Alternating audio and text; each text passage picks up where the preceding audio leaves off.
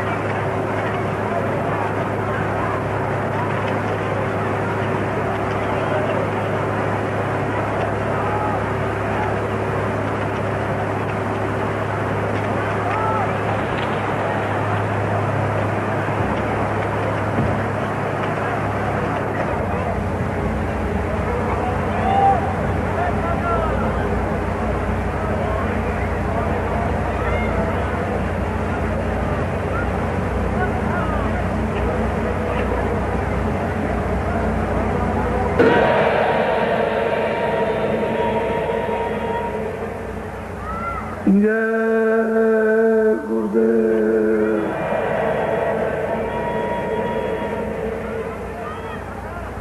जय गुरुदेव।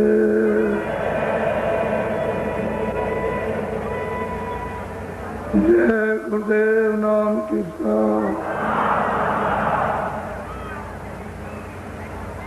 जय गुरुदेव नाम किसका।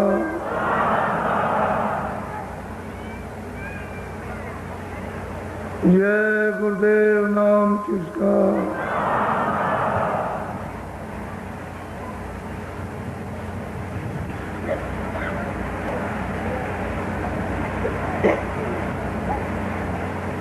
बच्चे और बच्चियों,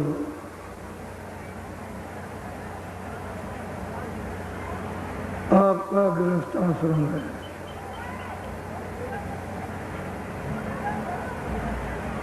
इस गृहस्थ आश्रम में आपस में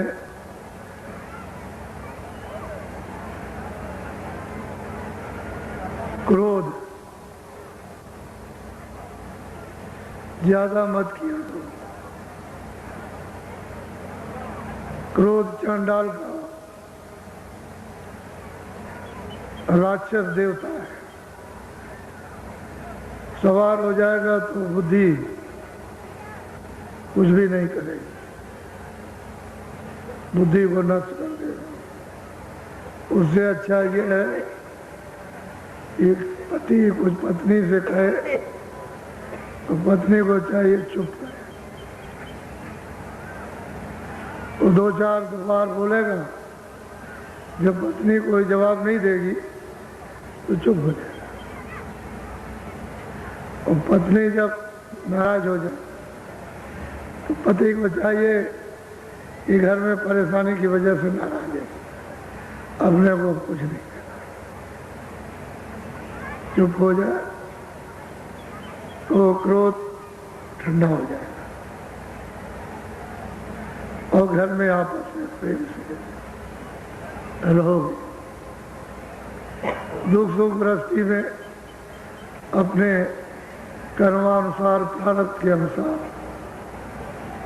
आपको जो मिला है कम बेसी उसी में सब्र, उसी में बर्दाश्त करो कि मालिक ने ये जो कुछ दिया है बहुत है, इसी में अपना गुजारा करेंगे।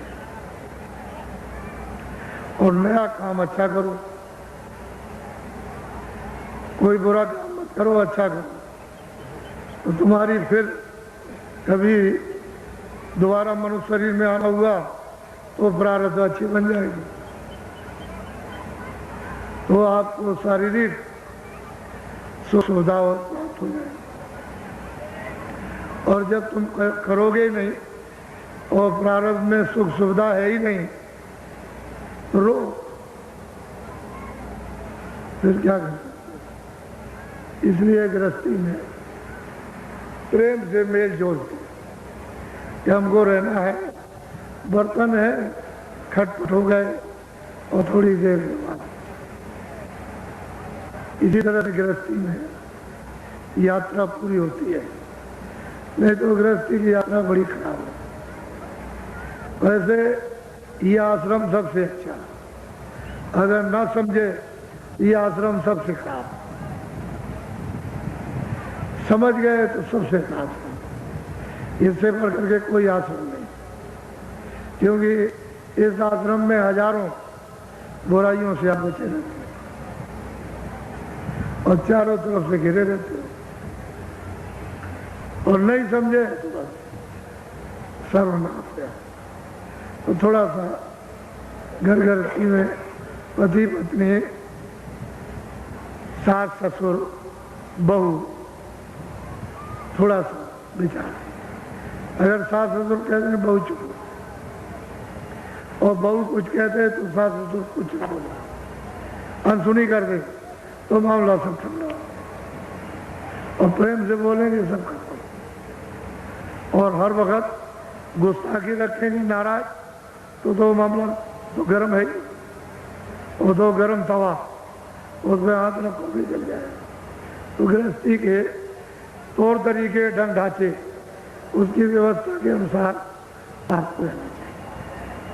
और जो लोग सुमत से रहते हैं सुखी है, और कुमत में चाहे जितना धन धाम हो बर्बाद हो जाए, तो सुमत से। और इसी सुमत से ये जो रास्ता पा जाओगे तो वो थोड़े ही से चंद मिनटों में उसी में तुम्हारा काम हो जाएगा, उसी में वजन बन जाएगा, ध्यान बन जाएगा, उसी में सब तुम्हारे विकार ये भी तुम्हारे मूर्छित हो जाएंगे, सो जाएंगे, और जो कुछ जमा किया होगा वो भी साथ होगा। तो ये जीवात्मा जाग जाएगी तो इसका भला हो जाएगा, और नहीं तो झगड़ा झंझट करोगे तो एक सेकंड वजन नहीं कर सकते। तो ये बातें हैं जो घर गृहस्थी में पहले बड़े बूढ़े बता के तैयार रखते थे, सब लोग इसका पालन करते थे। अब ये महात्माओं को समझाना पड़े तो उनका वक्त खराब होता है, वो फिर भजन ध्यान की पूरी बात आपके सामने नहीं कर पाते, आप फिर इसके लिए रोते रहते, तो उनको ये सब कुछ कहना पड़ता। कल आपको ये बताया कि सूरत में जो दोनों आंखों के बीचों बीच में मध्य में बैठी है, वैसे तो महापुरुषों की कृपा हो गई, उन्होंने यहाँ से उसको जगाकर नाम से जोड़कर और ऊपर ले गए, सब कुछ दिखाते गए, कुछ बाकी नहीं रखा। ईश्वर से भी मिला दिया, सब कुछ दिखाया, ब्रह्म से भी मिला, सब कुछ दिखाया, पार ब्रह्म से मिला, महाकाल, और सब कुछ दिखाकर वो सत्य देश है, वो जो सच्चा प्रीतम है उसके पास पहुंचा दिया। अब वो प्रश्न करती है कि इनका क्या होगा, ये जो और बहुत से जो मनुष्य जीव जो मनुष्य शरीर पा चुके इनके लिए तो सबकी शंका निवारण करना एक प्रश्न होता है, एक और लाखों करोड़ों का लाभ हो जाता है। तो उसने पूछा आप कौन है, कहाँ के हैं, आप यहाँ क्यों आए, हमको क्यों जगा रहे, हम कहाँ के हैं, ये सब हमको, आप कहाँ रहते हैं, कौन सा देश है, ये सब उसने प्रश्न किया। और उन्होंने कहा कि आप नरकों में हैं, 84 में हैं, कि आप यहाँ मृत्युलोक में, कि स्वर्ग वैकुंठ में, कि आप इंद्रपुरी गंधर्व लोक में, या शिव मुकाम में, विष्णु में, या सूर्य लोक में, चंद्रलोक में, कहाँ पर आप, या आप सर्वत्र जगह सब जगह रहती है। सब उसने पूछा और सबका उन्होंने उत्तर दिया, यानी कोई किसी तरह की उन्होंने उसकी शंका में, औरों की शंका में कमी नहीं रखी। अब वो सूरत पूछती है कुछ और, जानना चाहती है, और वो इसके बारे में असली चीज इसको बताना चाहती है, ताकि इसके द्वारा सबको मालूम हो जाए। जैसे गोस्वामी जी महाराज ने जब उसके कुटी पर जब औरतें गई तो एक वो समझा रहे, लेकिन ऐसा समझा रहे कि वो तो समझे समझाए, वो तो समझ रही है और कह भी रही कि संसार महादुखदाई, ये में कोई किसी का नहीं है, ये 4 दिन का निवास है, 4 दिन का वास है, बाकी कोई किसी के साथ नहीं, न कोई आया न कोई जाएगा। लेकिन वो उनको उपदेश कर रहे हैं और ऐसा उसके द्वारा उनको लगा। जो और 5 देवी आई थी उनमें अंदर में जा रहा उपदेश किया है ऐसा कि हम उसको कर रहे हैं, लेकिन उनको उपदेश हो रहा है, उनसे नहीं कुछ कह रहे, उनको कुछ नहीं बता रहे, उसको बता रहे। तो ये होता है कि जरूरत पूछती अपने लिए, लेकिन लाभ फायदा किसको।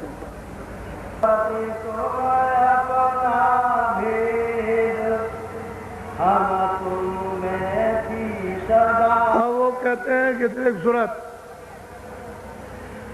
तू अपना भेद सुन। तेरा भेद क्या था कि तू मुझ में थी, अभेद, कोई मैं था, मुझ में थी, अभेद थी, कोई भेदभाव नहीं था। मेरा रूप था, मेरा आनंद था, मेरी शक्ति थी, मेरा ज्ञान था, इससे तो अलग कुछ ही नहीं। अभेद थी, कोई भेदभाव था नहीं। जो मैं था वो तू, और तू है वो मैं हूं। अब वो महापुरुष है, उसको उसके प्रश्न का उत्तर देकर समझा। क्यों समझ में आएगा? ये यहां से वहां पहुंच गए, तब उसकी समझ में आएगा कि उसको ले आएंगे, क्योंकि वो भी आई है, वो भी आई, और वो भी जा रहे हैं, वो भी जा रही। तो वहां जब पहुंची तो कोई भेद हो, जहां की बूंद थी उसी सिंध में सिरा गई, उसमें लय हो गई। जल की बूंद समुद्र में गिरे, समुद्र रूप, फिर उसको कोई बूंद नहीं कहता, समुद्र कहते हैं।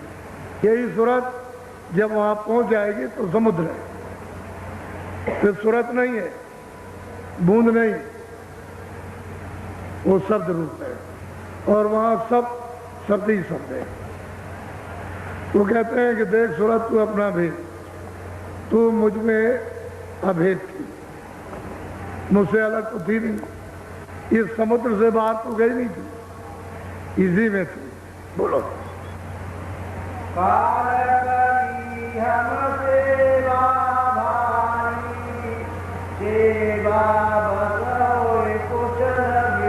अब वो कल तो बता दिया था कि भाई इस तरह से सतपुरुष को स्थापित किया सतलोक में, और वहां से 2 धाराएं, और झंझरी द्वीप में यानी सैदल कमल में आकर के वो बैठ गए। यहीं से त्रिलोकी की बैठ करके रचना की है। तो कहते हैं कि उन्होंने झंझरी द्वीप में सैदल कमल में इन्होंने सबने तपस्या की, अपनी अखंड कर रहे, ईश्वर भी कर रहे, ब्रह्म भी कर रहे, महाकाल, और जो 12 गुप्त जो सतपुरुष के पुत्र हैं, वो सब के सब अखंड उसी सतपुरुष का सब ध्यान कर रहे हैं। तो कहने लगे कि भाई मैंने इन सबको बाहर निकाल दिया, अपने से अलग कर दिया। इन्होंने फिर तपस्या की, सेवा की, अखंड ध्यान किया, तो मैं इनकी सेवा से इनके ध्यान से हे सूरत, मैं प्रसन्न हो गया, सेवा खुश हो गया। अब सेवा बस अगर खुश हो जाए कोई तो आप जमीन भी दे सकते हो, मकान भी दे सकते हो, धन भी दे सकते हो, राजपाट भी दे सकते हो, जो चाहो सो दे सकते हो। क्यों? कि किसी ने सेवा की हो सकती तो सब कुछ दिया जा सकता। अब इसको कोई क्या रोकेगा? अब उनकी इच्छा थी, उनकी मौत थी, मर्जी थी, उन्होंने अपने से अलग किया, इन्होंने सेवा की। और थोड़े दिन नहीं, कितने अनगिनत सतयुग त्रेता द्वापर, कितने कल बीत गए, तब तक वो अखंड ये सब सतपुरुष की सेवा करते रहे। अब वो कहते हैं कि देख लोग में तुम ये पूछ रही है कि मेरा हाल, मेरा समाचार, मुझे क्यों सौंप दिया, मुझको क्यों यहाँ पे दिया, दुख सुख में क्यों बांध दिया। तो उन्होंने कहा कि भाई काल ने मेरी सेवा, उसने बहुत ध्यान किया, मैं उसके ध्यान भजन से, उसकी सेवा से खुश हो गया। तो मैंने कहा कि तुम क्या चाहती हो? तो उसने कहा कि हमको कुछ रात दे दी। कह लगे मैं सेवा के वसीभूत, सेवा से प्रसन्न होकर के, और रचना नहीं बैठ सकती थी, तो यही सुरतों, जब सुरतें दी जाएंगी तभी रचना होगी, वैसे नहीं। तो मैंने सूरत तुमको उसको सेवा के बस होकर के उसने मांगा और मैंने तुमको उसको दे दिया। सतपुरुष ने, जो सतलोक में, उन्होंने इन सब सुरतों के एक छोटे से भंडार को यानी उसके हवाले कर दिया और सब लोगों में तकसीम कर दिया। जो और लोग हैं सब में उन्होंने दे दिया, ये लो और आप अपना राज करो। तो इस तरह से तो इन्हीं शब्दों से उतार करके भेजा गया। बराबर सुरतें शब्द से उतरते आएंगी और जब वापस जाएंगी तो शब्द से जाएंगी, नाम से जाएंगी, आवाज से जाएंगी तो आवाज को पकड़ के आई थी और आवाज को पकड़ के जाएंगी। लेकिन यहाँ आवाज हो रही थी, आँख खुली थी, कान खुले थे, तब आप पकड़े हुए थे, देख रहे थे, आते थे, जाते थे, कोई पर्दा नहीं था। लेकिन जब आपको अधिकार कर्मों का कर्म विधान बना करके दे दिया पाप उनका, तो आप करने लगे, तो आपने यहाँ ये सब कूड़ा कचड़ा पाप में जमा कर दिया। उससे गंदगी जमा होने से आंख और कान मटमैले हो गए, नाक मटमैली हो गई, बंद हो गई। अब नाम से तुम्हारा संबंध टूट गया, उससे अलग हो गए। तो जो बल्ब जल रहा तो बुझ गया, अब ये जीवात्मा रूपी बल्ब बुझ गया, अब सब ये बोल रहा है। तो मैंने सेवा के बस होकर, हे सूरत,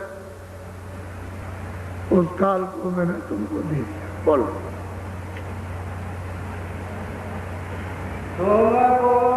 आप नीचे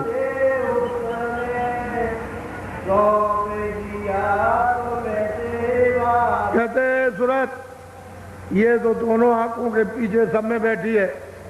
कह लगे उसने हम सेवा की और मैंने सेवा के उसकी खुश होकर के और उसको तुमको दे दिया। सुबह बोलो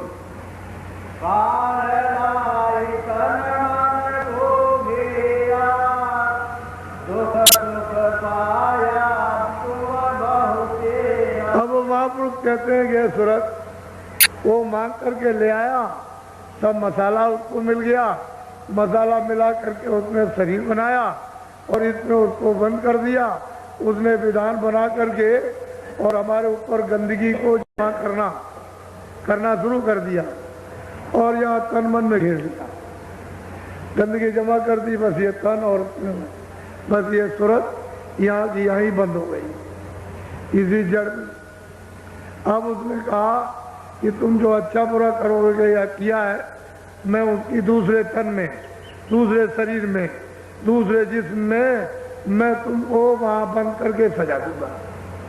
अगर तुम सब भोग लोगे, जब सजा पूरी आपको मिल जाएगी जो आपने किया, तो फिर मैं इसको, इस शरीर को फिर दूंगा और फिर इसमें पाप पुण्य करोगे, फिर मैं बंद करूंगा। तो उसने लिया करके यहाँ और तन मन में उसने ये कर्मों का विधान बनाकर अधिकार देकर चारों तरफ से हमको गंदगी जमा करके घेर दिया। अब हमको जाने का रास्ता नहीं मालूम कि हम किधर से आए। सही बात है, किसी को पता नहीं, पढ़ने लिखने वाले को बेचारे को क्या मालूम होगा, उसे क्या। बहुत प्यार से सभी सुरतों को, सभी जीवात्माओं को वो समझा रहे हैं। बोलो तो काल तो आपका है नहीं, ईश्वर आपका नहीं, खुदा आपका है, जिसको गाड कहते हैं वो आपका है। ये सूरत उसकी नहीं है।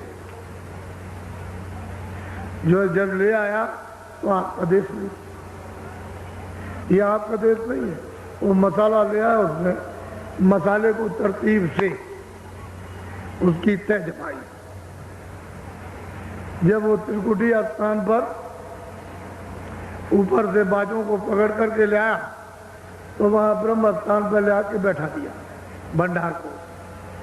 तो वहाँ उसने बादलों की गड़गड़ गर्जन और मृदंग इसकी आवाज पर उतारा इन जीवात्माओं के भंडार को सब।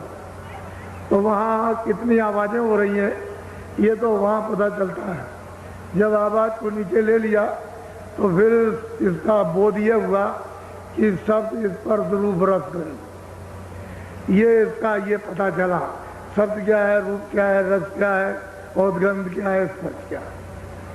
एक कपड़ा तो शब्द इस पर रूप रस गंध का बना दिया। पहले तो इसका कोई कपड़ा नहीं था। पहले तो सूरत जब ऊपर आई ब्रह्म स्थान पर तो ये शब्द रूप थी। जब उसने ब्रह्म ने अपने शब्द पर इस सूरत को उतारा तो फिर ये उसको बोध हुआ कि ये शब्द है, ये स्पर्श है, रूप नहीं है, रस है, ये गंध है। एक कपड़ा ये कारण बहुत बारीक है कि पता भी न चल सके, कपड़ा पहन लिया, इस सूरत के ऊपर में डाल दिया। फिर उसको सैतल कमल में लाकर निरंजन भगवान ने त्रिकुटी स्थान सैतल कमल स्थान पर जब अपने शब्द पर नीचे उतारा तो वो घंटा शब्द। यहाँ जैसे उन्होंने नीचे उतारा वैसे उन्होंने 9 तत्वों के कपड़े को पहना दिया। शब्द इस पर रूप रस गंध 5 तो ये हो गए। और यही से मन बुद्धि चित्त और अहंकार ये इसी के साथ में लगा दिया। यहाँ से लगा मन बुद्धि और चित्त और अहंकार सैतल कमल। यहाँ से सैतल कमल जहाँ निरंजन भगवान खुदा जहाँ गार्ड बैठे हुए हैं वो मतलब है कि यहाँ से लगाया उन्होंने। तो 9 तत्वों का कपड़ा हो गया। तो 5 तो वो पहले तो कुछ नहीं था, फिर 5 पैर लिए, फिर उसके बाद में 9, फिर नीचे और उतारा तो अपने सब को छोड़ करके ब्रह्मा विष्णु महादेव के सब पर उतार दिया।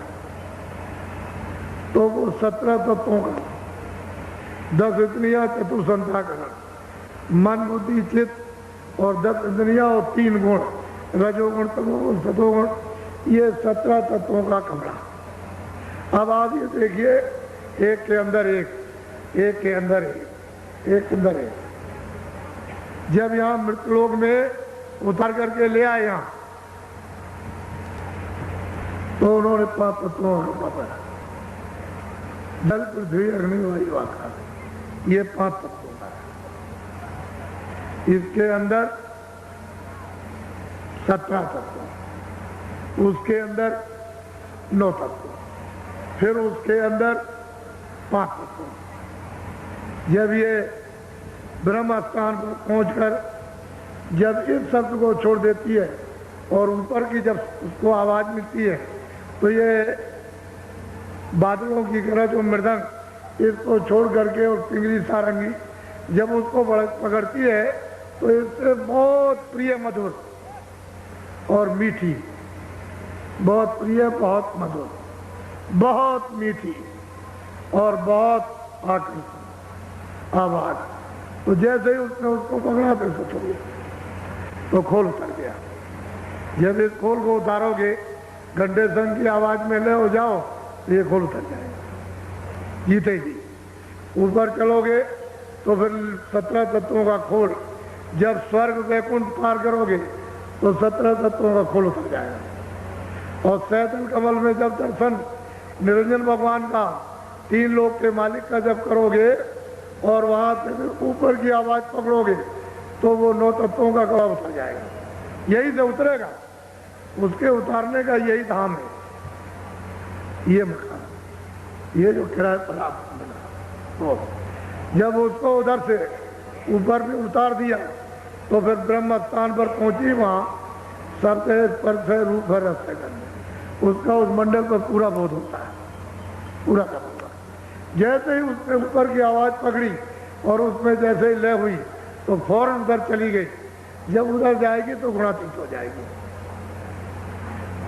ये जितने भी पाप उसको बांध नहीं सकते, वो पार हो गई, क्योंकि कपड़े को उतार दिया और सत रूप हो जाती है। जो ये बैठी हुई शब्द उधर से आएगी, इन सब कपड़ों को पहनती आएगी, उन्हीं में होकर के आएगी, लेकिन अब कपड़ों का आवरण नहीं रहा, खाली खोल पर बैठी है। बीच में अब खोल नहीं है, खोल खत्म हो गई, लिंग शरीर भी खत्म हो गया और सूक्ष्म शरीर भी खत्म, और वो जो है मतलब कारण शरीर वो भी खत्म इसमें, और ये भी खत्म हो गया, क्योंकि इसमें बीच में तो कोई पर्दा नहीं, सामने यहाँ से वहां तक साफ, कुछ नहीं, कोई रोक नहीं। इसलिए गोस्वामी जी महाराज ने रामायण में कहा है कि सतयुग जोगी सत्य क्या। जब जीवात्मा के गर्भ में 5वें महीने में की गई खोल पर, तो उस समय पर आँख खुली थी, कान खुले थे, नाक खुली थी गर्भ में, ये सब बातें सुनती थी। यही अंदर माँ के गर्भ में बैठ करके सब देखती, पूरा का पूरा पर्दा सब का सब खुला हुआ था, अंदर से कोई पर्दा किसी भी मंडप पर बंद नहीं। जैसे ही 9 महीने का बच्चा शरीर लेकर के माँ के पेट से बाहर आया था, जोगी विज्ञानी कर अर्धम सब हरि ज्ञान सब पार जाते थे। उस समय तो कोई पाप था नहीं, वेद कतलेब शास्त्र होते थे, अच्छा बुरा सत्य सत्य न्याय अन्याय। ये तो बहुत समय के बाद, कितने युग बीतने के बाद और कितनी जीवात्माएं पहुंच गई वापिस। जिनको लेकर के आए थे वो बहुत चली गई वापिस, तब तक कोई बंधन नहीं था। फिर उन्होंने देखा कि सब निकल जाएंगे और हमने तपस्या की मांग करके ले आए तो ये सब चले जाएंगे तो हम राज किस पर करेंगे। तब उन्होंने अपनी शक्तियां पैदा करके और फिर उनसे तपस्या कराई, समाधि लगवाई और समाधि में उनको देववाणी सुनाई और फिर उनसे कहा कि जो हम बोले वो लिखो। तो जो जो आवाज बोलते गए, दर्शन तो उनको लिखने वालों को वही नहीं, जो बोलते गए वो लिखते। उस समय कागज तो था नहीं, तो भोजपत्र पर लिखा, छाल थी, उस पर 4 वेद 1 लाख श्लोक बस। उसमें 80,000 कर्मकांड, 16,000 उपासना कांड और 4,000 कांड, 1 लाख श्लोक है, उससे ज्यादा है। खंड उन्होंने जरूर 4 बना दिए। ये उन्होंने लिखवा करके और पूरा प्रचार उस समय पर करवा दिया कि देखो ये विधान हमारे लोग कर दिया और सबको अधिकार पूरा पूरा ये विधान जो बनाया उसका दे दिया जाएगा कि जो तुम चाहो सो करो, पाप भी करो, पुण्य भी करो, अच्छा भी करो, बुरा भी करो, मारो भी, रक्षा भी करो, जो आपकी इच्छा हो सो। इंद्रियों से, आंख से, कान से, हाथ से, पैर से, मन से, बुद्धि से जो चाहो, और जो तुम करोगे अपना अपना भोगो। ये तिथि और तारीख है, इसके बाद पुण्य भी लगेगा और पाप भी लगेगा। बस जब अधिकार तिथि तारीख रखकर जब निकल गई और आपने पुण्य और पाप किया, बस ये लग गया आपकी यही से बेड़ी पड़ी। पहले तो कोई बेड़ी नहीं थी, कोई शरीर नहीं था, न ऊपर का था न नीचे का था। उनमें से चारों शरीरों में न कारण न सूचम और न मतलब ये कि लिंग न कुछ, खाली खोल पर ये यहाँ बैठे और सीधी रोज जाती थी, किसी तरह कोई बदल नहीं, सबका दफ्तर, ईश्वर का भी, ब्रह्म का भी, पार ब्रह्म का भी, सबका। स्वर्ग में भी जाएगी, वैकुंठ में भी जाएगी, ब्रह्मांड में भी जाएगी और पार ब्रह्मांड में भी, परे भी जाएगी। कोई रोक टोक किसी भी देश में, किसी अनंतों लोकों में जो इतने बड़े बड़े कोई।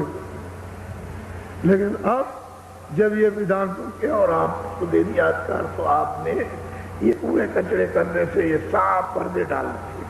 तो इसमें कुछ ऐसे कि जो यहाँ बांध के रखेंगे, कुछ ऐसे उनमें से कर्म है जो मतलब ये है कि लिंग शरीर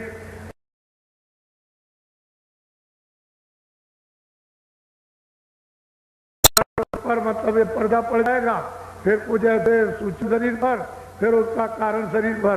तो जीवात्मा इन चारों शरीरों में बंद कर दी जाएगी, यहाँ से वहां। इससे निकलो तो उधर बंद, उससे निकलो तो उधर बंद, उससे निकलो उधर बंद, तो मतलब उधर जा ही नहीं सकते। अब ये रात तो आपको मालूम नहीं, ये कोई जानता। लेकिन जो कलयुग में 700 वर्ष के अंदर संत वहां से भेजे गए, वो आते हैं सबका, उधर का हाल इधर का हाल, आते भी सब हाल, जाते में भी सब, आते भी ये सब जानते हो, जाते में भी सब जानते, और कोई चीज छूटती नहीं है ना। जब वो मिलेंगे तब बताएंगे कि इनकी ये स्थिति है, इनकी ये गति है, इनकी ये पहुंच है, इनकी ये शक्ति है, इनका ये काम है, इनका ये गुण है, इनका ये गुण है, इनका ये गुण। ये तो जारी जब सूरत भूल गई तब क्या, और जब ये आई थी तब तो फिर क्या पूछना।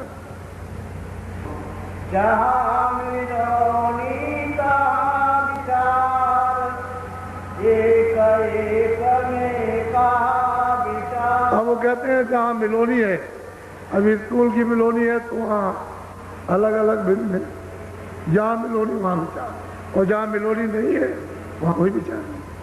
तेरे घर में कोई मिलोनी नहीं, तुम वापस चल अपने घर, आनंद सुख से रहना, और सुखों का सुख का था सागर। अब तो यहाँ पड़ी ये देखिए, तो जिसको पहुंचा दिया वही प्रश्न कर रहे हैं, और वो आपके लिए। ये बेचारे आएंगे तो इनको भी मैं कहाँ का रहने वाला। महात्मा क्यों आते हैं? इनको लाभ होगा। वो क्या करते हैं, जीवों को आके जगाते हैं, नाम से जोड़कर और वापस ले जाते हैं, आपको पता ही नहीं चलता। बोलो। हमारे देश एक सपना, वहाँ विचार का कुछ। अब बिल्कुल साफ कहते हैं कि हमारे देश में सत्य ही सत्य का पसारा, वहाँ कुछ नहीं, कोई विचार, कोई असत, कोई छल कपट, कोई फरे हुए कुछ नहीं वहाँ। तुम वहाँ के रहने वाले, चलो चलो सुर तो वहाँ ये जीवात्मा है, वहीं से आए अपने सदैव से यहाँ पर। अब ये फंसे फंसे ये हालत होगी। कितना भी समझाओ, कितना भी बताओ, अरे जल्दी करो, देर मत करो, मनुष्य किराए का मकान है, अरे बच्चों जाने वाला है, जब शरीर से जीवात्मा निकाल दी जाएगी, खेती दुकान दफ्तर राजपाट धन दौलत अच्छे बच्चे कच्चे सब छूट जाएंगे। हम भी यही कहते हैं कि हम किराए का मकान है, ये मेरा मकान नहीं है, किराए पर उन्होंने दिया, कहा कि भाई तुम अपना काम कर लो और मेरा मकान तुम तैयार रखो देने के लिए, शुद्ध साफ देना। तो हम क्या ले जाएंगे, क्योंकि ये तो किराए का, ये सामान अपना तो है नहीं है। ये तो उसने कहा कि देखो मेहनत मशक्कत करो और जो गोजी बटोर बटार कर अनाज सब्जी फल ले आओ, इसकी मलम पट्टी कर दो युग के मुताबिक। सतयुग में दूसरा भोजन, त्रेता में दूसरा, और द्वापर में फिर और तीसरा, और कलयुग में अलग। तो इसकी मलम पट्टी करो, इसको निरोगी रखो। लेकिन वास्तव में हकीकत यह है कि किराए का मकान है यहाँ पर। तो जब ये मकान खाली हो जाएगा तो इसी ने तो सब चीजें इकट्ठी की हैं। जब ये मकान खाली हो गया सामान पे ये पड़ा, ये आपको समझाने की जरूरत। तो मैं तो कुछ ले नहीं जा सकता, तो आपसे ये कहूं कि आप ले जाओ। ये आपको भी समझाना कि जब मैं कुछ नहीं ले जा सकता हूं तो आप यहाँ पे कुछ नहीं ले जाओगे, इसलिए आप अपने देश में चलो, अपने घर में चलो। वो तो खुद ही कहते हैं कि इनको पापों से बचाओ। अब मैं क्या करूं, मैंने तो विधान बना दिया, अब मैं उसको पलट नहीं सकता हूं, लेकिन इनको रोको और ये कोई पाप पुण्य न करें और ये धीरे से अपनी सफाई करा करके चले जाएं। तो वो तो कह रहे, लेकिन अब क्या करें, विधान बना करके अब पलट नहीं सकते। और तो महात्मा आते हैं, सारे विचार इन धोखा खाया, बूंद माई जाए। बस कहते हैं कि विचार जहाँ मतलब माया के जाल में आए, बस विचार इन्होंने सबने धोखा खाया और बूंद के बूंद में फिर चारों खानों में फंसे रह गए। उधर अपने घर में, अपने सिंध में, अपने अपने प्रभु के पास कोई नहीं जा सका, सब यही फंसे। तो आपको उत्तर मिल गया। मुझे तो सिर्फ इतनी ही बात आपको बतानी है कि मैं कोई अपनी तरफ से नहीं कह रहा हूं। और भी महापुरुष समय समय पर आए, उन्होंने भी कहा, लेकिन ये किताबें उन्हीं के काम आएगी जो उधर आता जाता। जब तक आने जाने वाला नहीं मिलेगा तब तक इन किताबों का प्रमाण कोई नहीं दे सकता। जो उधर आएगा जाएगा और उधर देखेगा, जिसकी जीवात्मा जाग जाएगी, जो उधर उन पदों को जो प्राप्त करेगा उन लोगों को, वो तो इन किताबों का प्रमाण दे सकते हैं, बाकी कोई नहीं दे सकता कि उनके पास तो मतलब ये ज्ञान है, वो आध्यात्मिक ज्ञान नहीं। तो ये तो झगड़े वाला ज्ञान है, तो झगड़े वाला इसमें क्या समझ में आएगा। ये तो कोई साधना तो आपने की नहीं, और वो साधना का आध्यात्मिक ज्ञान है, ये भौतिक बुद्धि का ज्ञान।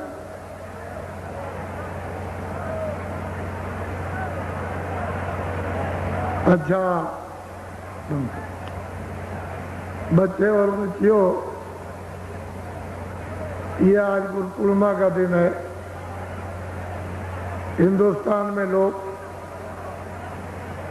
इस गुरु पूर्णिमा के यानी उत्सव को इसलिए मनाया करते हैं कि हमारे गुरु हम पर दया करें और हमारी आत्मा को जन्म मरण 84 से बचाए। इसलिए लोग यानी पूजा करते हैं और उनसे आशीर्वाद चाहते हैं। ये बहुत दिनों से ये उत्सव गुरु पूर्णिमा का, पूनम का चलता चला आ रहा। उस समय के लोग तो कुछ जगे हुए थे, तब उन्होंने ये रखा था, लेकिन अब आपने इसको मतलब ये है कि एक बाहरी त्योहार बना दिया। ये बाहरी त्योहार नहीं है, अंतर जीवात्मा के कल्याण का त्योहार था, कल्याण का नहीं था। तो ये नीम सारण है 88,000। अब तो आप उसको भूल गए हो। चरितार्थ में भी, वास्तव में कहने में भी आपके नहीं आता कि 88,000 ऋषि आए थे, इस तरह की मंत्रणा की थी। तो लोग इसको बहुत कम देश में जानते हैं, लेकिन इतना बड़ा समुदाय जो आपका इस समय पर आपने कभी भी यहाँ नहीं देखा, वो आपके समझ आप। मैं तो कुछ इसके बारे में कहना नहीं चाहता हूँ, लेकिन आपके सम की चर्चाएं आपस में ये हो रही हैं कि जब से द्वापर खत्म हुआ होगा, जब से यहाँ पर ऋषि आए होंगे, उसके बाद तो इस तरह का दृश्य कभी आया नहीं। मैं यही बात एक पवित्र स्थान की पवित्रता को सब लोगों को रखना ही चाहिए था। इस भूमि के लोगों को वो काम करना चाहिए था कि उच्च कोट मानवता, मनुष्यता का, सत्यता का, आदर का, सेवा का, सद्भाव का और आत्म कल्याण का। अगर ये आप पकड़े रहते तो कहीं न कहीं से महात्मा आ जाकर और जल्दी से तुम्हारी जीवात्मा को उठा लेते और ले जाके पहुंचा देते। देर नहीं लगती। तो आस्थान की गर्मा मतलब है कैसे अलोप हो जाती है विकारों, बुराइयों, छल से, कपट से, फरेब से, जीव हिंसा से, मनुष्य के धोखे से, झूठ छल से, ये उस स्थान की गर्मा आलोक हो जाती है। लेकिन ये सृष्टि है वो ऋषियों मुनियों की, प्राचीन संतों की, अब की, तो इसमें कोई ना कोई तो आता रहेगा, कोई ना कोई आएगा। तो ये दृष्टि आपके साथ कितने आदमी ट्रेंडों में ये पूरा का पूरा यहाँ आपने कहा कुछ नहीं। इसलिए मैं कोई संसारी आदमी नहीं, मैं पहले भी नहीं था। मैं ये कहा करता था कि मैं संसारी, उतनी तो बात आपको बता सकता हूँ जितने फंसे हुए हो, लेकिन मैं संसारी नहीं, मुझे संसार की कोई इच्छा भी नहीं। इतनी इच्छा है कि तुम जाग जाओ, ये जीवात्मा शुद्ध साफ होकर अपने घर की तरफ चल पड़े, इसका भला हो जाए। ये तो सेवा की इच्छा है, लेकिन और कोई इच्छा, और तो एक किराए का मकान जो मेरे भाग का है बना दिया, वो तो मुझे उतनी इसकी सेवा के लिए रोज मिलेगा, एक श्वास लगे उसमें मिल जाएगा। बाकी उसका त्याग है कि हम वो चीज जो मिल रही उसको किसी और काम में लगा दें और किसी के काम में आ जाए तो अच्छी बात है। ये दृश्य आप देख रहे हो। और हमने कल भी कह दिया, हम नीम सारण के निवासी, आसपास के आपके जो बड़े बड़े गांव हैं चारों, वहाँ के जितने भी हिंदू मुसलमान छोटे बड़े व्यापारी है, काश्तकार हैं और दफ्तर वाले, हमारी किसी से कोई शिकायत। हम तो ये यहाँ जान गए कि सब लोगों ने सहयोग दिया, सबकी सद्भावना, श्रद्धा उमड़ी, श्रद्धा का स्रोत अभी यानी दलदलाने लगा, जमीन में दलदलाने लगा। श्रद्धा का स्रोत यानी जमीन जो कड़ी थी वो मुलायम हो गई। हृदय रूपी जमीन बहुत सख्त, बहुत कड़ी थी, वो अब बिल्कुल एकदम मुलायम हो गई। इसी में तो श्रद्धा का स्रोत बहने लगेगा। जैसे ही श्रद्धा बहेगी, अरे कितने लोगों का कल्याण हो जाएगा। आपने सबने सहयोग दिया, हम सबके पूरे पूरे आभारी हैं। और आपकी सब सहयोग की सेवा जो कुछ भी सबने की, कर्मचारी, अधिकारी, सेठ, साहूकार, काश्तकार, छोटे बड़े, हिंदू मुसलमान, कोई भी हो, कोई वर्ग के मनुष्य, इंसान, आपकी वो जो सद्भावना की श्रद्धा सेवा, वो हमारे सिर खाते, हमारे हम आपके सबके लिए उस प्रभु से प्रार्थना करेंगे कि इनका आत्म कल्याण होना चाहिए। जीवात्मा मनुष्य शरीर में जगे, इतना तो हो जाए कि कल रात को अगर मान लो समय पूरा हो जाए, शरीर छोड़े, हिंदू मुसलमान, छोटे बड़े, अमीर कबीर, तो कम से कम इनकी जीवात्मा की उस समय पर हिफाजत, रक्षा, संभाल हो जाए, संभाल हो जाए। फिर आज 84 न जा सको नरकों में। काम तो नरकों में जाने के किए, लेकिन नरकों में जा सको ऐसी संभाल हो जाए। तो अब थोड़ा तो कुछ ना कुछ हाथ में कुछ आपको पकड़ना ही पड़ेगा, क्योंकि बिना हाथ में पकड़े टिकट के जो आएगा पूछने कि भाई लाओ टिकट तुम्हारा किधर है, तो कम से कम टिकट तो दिखा दोगे कि ये टिकट है, हमको किसी ने दिया। तो टिकट को जब देखेगा कह लगे अच्छा, कुछ बोलेगा नहीं तो मतलब ये पता नहीं उसके हाथ में त्रिशूल हो, तलवार हो, क्या चीज हो, किस तरह की हो, तो मतलब ये टिकट दिखाया, वे कुछ नहीं बोलेगा। जब नहीं बोलेगा तो ये समझ लेना कि हमारी समाज, उसके लिए हम आपको अभी बता देते हैं।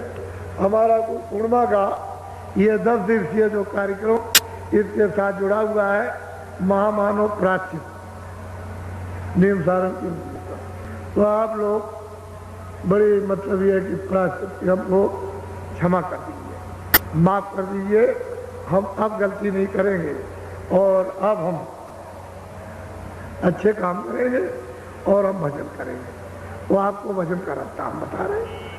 हम इनकार कब करते, हम आपको भजन का रास्ता देंगे, आप भजन करो और जल्दी से छुटकारा हो जाए। तो दोनों तरफ से, इधर आपने भी प्रार्थना की, इधर मैंने भी प्रार्थना की दरवाजे पर, उसने उधर से सुना भी कि इधर से ये भी प्रार्थना और आप भी प्रार्थना अपनी माफी की कर रहे हो, तो दया तो संभावी जुड़ जाएगी। फिर उसमें संदेह वाली बात नहीं, लेकिन प्रार्थना तो करना चाहिए।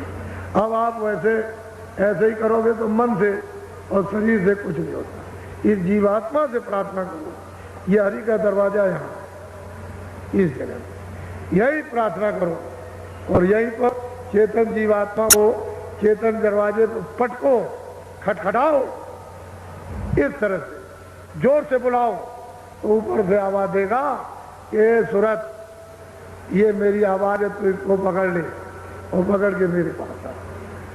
वो जरूर बोलेगा। जब तुम खटखटाओगे तो आवाज देगा मैं इधर हूं। जब वो आवाज दे तो उसको पकड़ लो। वो तुमको बुला ही रहा अपने पास पहुंचने के लिए। मेरी आवाज को पकड़े आओ, चलिए आओ पकड़ कर, और जहां मैं बैठा हूं उसी आपको पकड़े आओ। मुझ में से जो आवाज निकल रही तो मेरे पास आ जाओगे, मेरा दर्शन हो जाएगा। सीधा सीधा तो मोटी बात है। वैसे आज भी लोग आ रहे हैं, लिख करके भेजा है कि स्पेशल गाड़ी दिन में 12:15 बजे ऐसा कुछ काम, तो आप जानकारी प्राप्त, चलो 12 बजे सही। अब वो तो कागज हमको मिल जाएगा, तो 12 बजे समझ तो आप पहुंचे। गाड़ी यहाँ से जाएगी, वो इतना बगैर स्पेशल बात कार ये वो लगाए हुए जल्दी नहीं खिंचेगा। इसको इस समूह को देखो कि कितना ये मैदान में है और कितना टेंटों में भरा हुआ है। ये आप इसकी गिनती नहीं कर सकते। चाहे आप 1000 आदमी लगा दो और चाहे 10,000 लगा दो, बच्चा इसकी गिनती नहीं हो सकती है। ये अनगिनती है। आपको ये पता नहीं है इस बात का, हम जानते हैं उसको। ये कितने लोग आए हुए हैं, इसलिए आप कल नामदान लेना। आज अब थोड़ा सा भजन करोगे, एक थोड़ा सा कपड़ा, अभी तो यहाँ तो कैसे भी करो, लेकिन ऐसे करो। आँख भी दोनों ये बात की बंद करना और दोनों ये उंगलियां कान में। ये जीवात्मा बैठी हुई है दोनों आंखों के ये मत में, सेंटर में, दरमियान में। उस जीवात्मा में एक कान है, उस जीवात्मा में एक नाक, उस जीवात्मा में एक आंख। शरीर में 2 आंख, 2 कान, 2 नाक। अब आपको ये पता चला कि 3 आंख है, 3 कान है, 3 नाक। आपने कभी भागवत या कभी रामायण या कभी और कथा वार्ता आपने सुनी, किसी ने आपको बताया कि 3 नाक है और 3 कान है? कुछ कोई जिक्र नहीं। वो जीवात्मा में चेतन आंख, चेतन कान, वो चेतन नाक, वो सतलोक से जब अभेद में थी तभी इसमें आंख और कान और नाक, और जब वहां से आई तो लेकर के आई। ये तो जब इस पर पर्दा नहीं था तब तो इसकी आंख और कान और नाक खुली हुई थी, तभी तो जाती थी। और अब इस पर पर्दा आ गया तो आंख और कान और नाक बंद। ये बाहर के आंख और कान, ये नाक बंद हो जाए तो बाहर के आपको वो दिखाई सुनाई देता। तो आपको कुछ नहीं करना जिनको नामदान नहीं मिला। ऐसे जो जमीन पर बैठे सबके लिए समझाना, ऐसे ये ऐसे हाथ रखना आराम से, ये आंख बंद करना, धीरे से दोनों उंगलियां कान में डालना। ये जीवात्मा बैठी हुई है, इसमें तीसरा कान है, इसके चारों तरफ मन बुद्धि चित्त यही बैठे हैं, चारों तरफ घेर करके उस जीवात्मा को, सूरत को यही कानों के साथ यानी रोक करके रखना और ऊंचा ध्यान देकर ऊपर की। तो तीसरा जो कान है वो अंदर से, क्योंकि ये इधर बैठी है दरवाजे पर। इस शरीर में ये रूह, ये जीवात्मा सूरत नहीं है। ऐसे करो तो इधर बैठी, ऐसे करो तो इधर, लेकिन ये जो आकाश है वो यहीं तक है। ये 2 आंखों का, वो कान का और 2 नाक का, लेकिन जीवात्मा इसके ऊपर बैठी है। इसमें एक आंख है, एक कान है, एक नाक है। तो इसी के ऊपर से देखो, इसी के ऊपर से सुनो, तो से जमीन से आवाज आ रही है ऊपर।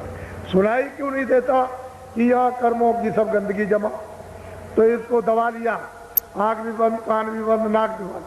अब वो इसलिए नहीं सुन पाती है कि आंख और कान नाक बंद हो गए गंदगी के कारण।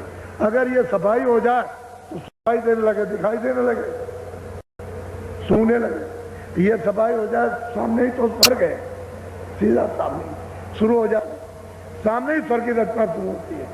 लेकिन जितना वो हृदय है उतना ही तो गंदा है। तो हृदय बड़ा भारी आकाश है, ये संसार के आकाश से बड़ा। ये आकाश जो आप सारे संसार का कुछ नहीं है, ये आकाश बहुत बड़ा आकाश है।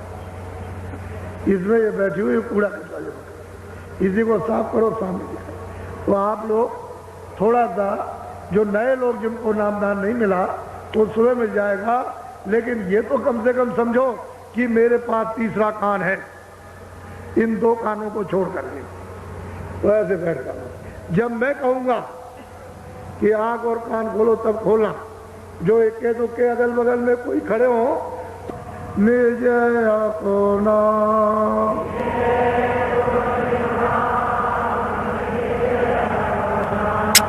गुरु की तरह जड़ कर ले,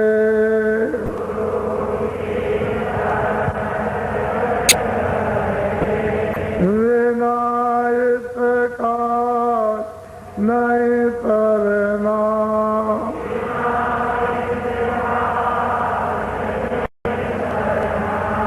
लोभ और मान क्यों चाहे,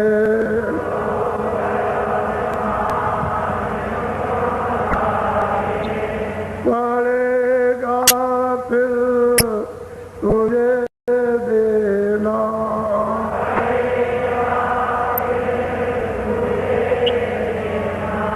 कर्म जो जो करेगा तू,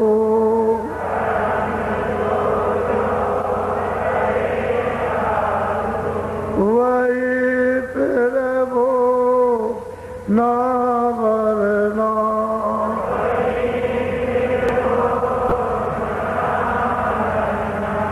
जगत के जाल से ज्यों त्यों,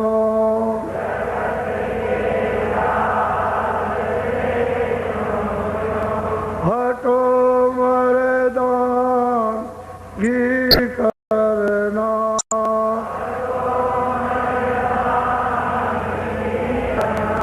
जिन्होंने मार मन डाला,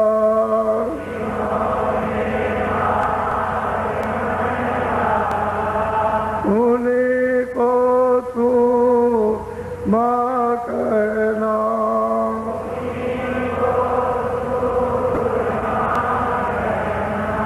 बड़ा वैरी ये मन गटू में,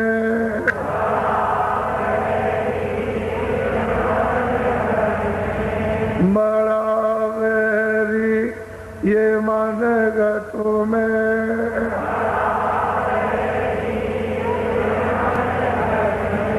इसी का जी ना कटना,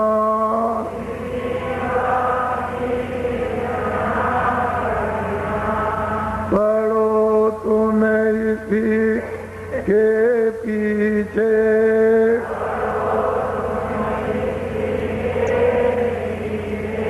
और सबई यतन तजना,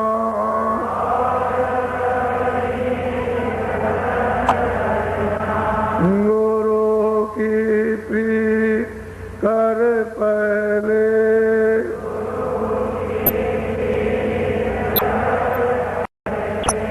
मोर घटता तो सुनना,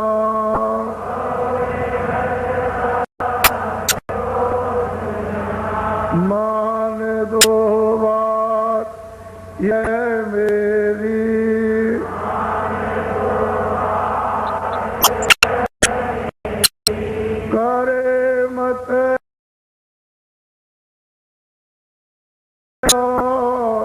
कुछ जतना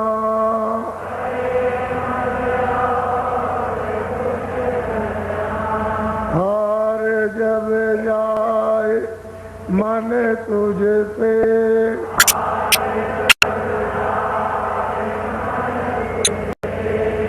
चढ़ा दे तो हो गगना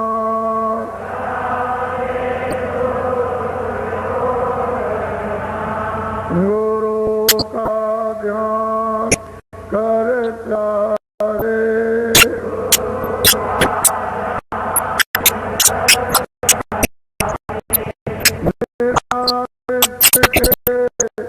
नहीं छूटना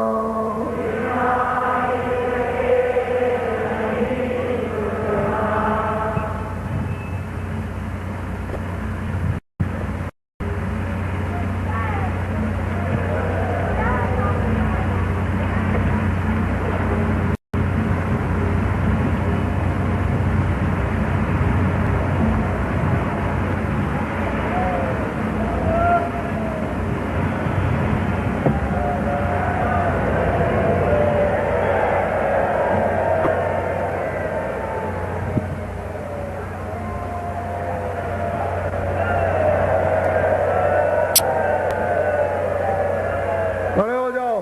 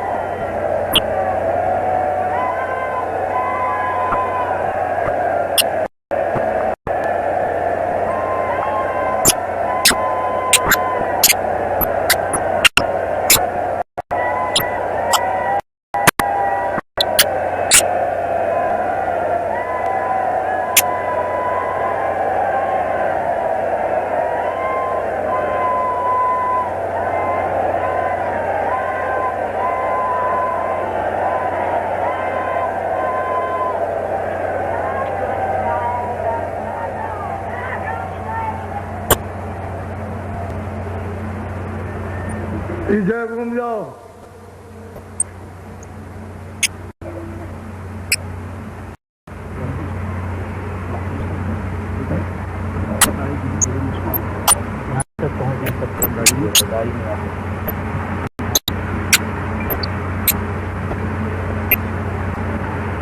आगे आंखें बंद करो, आंखें बंद कर लो, सिर झुकाओ, प्रणाम करो अंदर ही अंदर।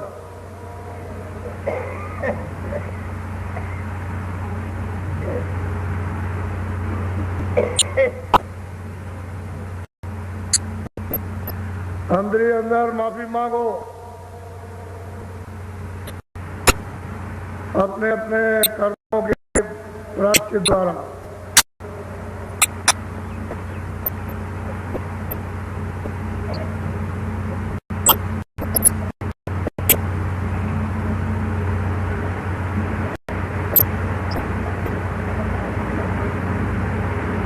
नहीं आ सकते, थोड़ा सा ध्यान नहीं आ सकते।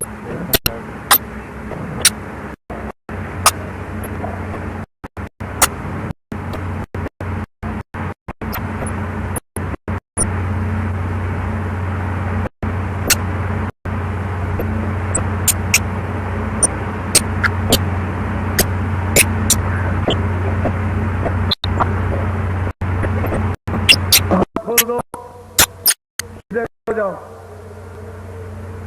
हमारी तरफ घूम जाओ।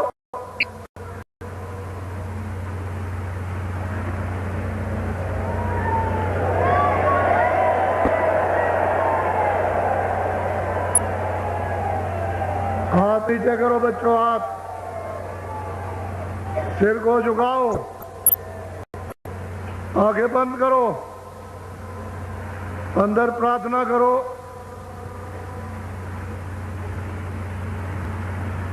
कि हम बुरे काम गुनाह नहीं करेंगे, पहले के हमारे गुनाह माफ किए जाए।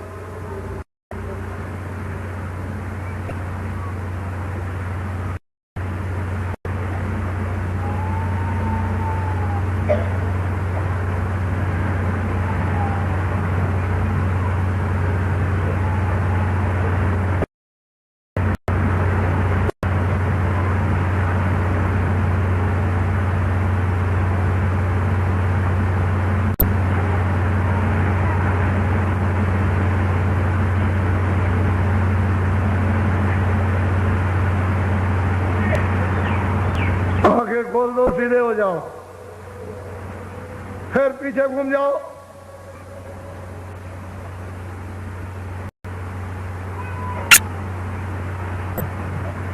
अब खड़े खड़े आंख बंद कर लो, क्षमा याचना करो मालिक से।